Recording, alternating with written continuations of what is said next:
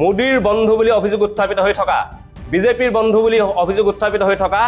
আদানীৰ বাণিজ্য সাম্ৰাজ্য বিস্তাৰ ঘটিছে ৰকেট গতিত কি সম্পত্তি হ'ল বিজেপি আমোলত অহাৰ পিছত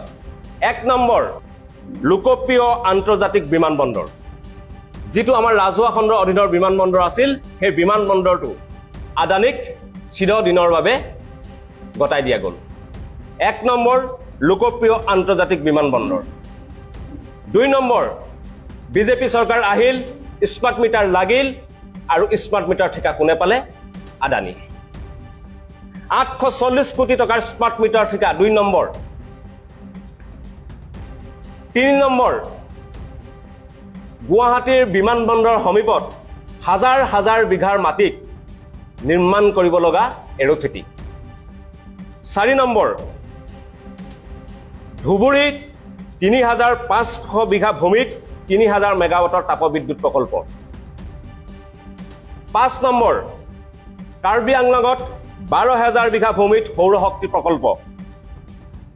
6 নম্বৰ ডিমা হাছাওত 9000 বিঘা ভূমিত আদানীৰ চিমেণ্ট কোম্পানী এইবিলাক গোটেইকেইটা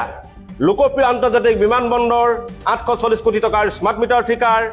হাজাৰ হাজাৰ বিঘা ভূমিত এৰোচিটি ধুবুৰীত 3500 বিঘা ভূমিত মেগাৱাটৰ তাপবিদ্যুৎ প্ৰকল্প কাৰ্বি আংলঙত 12000 বিঘা ভূমিত সৌৰ শক্তি প্ৰকল্প ডিমা হাছাওত 9000 বিঘা ভূমিত চিমেণ্ট কোম্পানী এই সকলোখিনি কিন্তু বিজেপিৰ দিনত হিমন্ত বিশ্ব শৰ্মা চৰকাৰৰ দিনত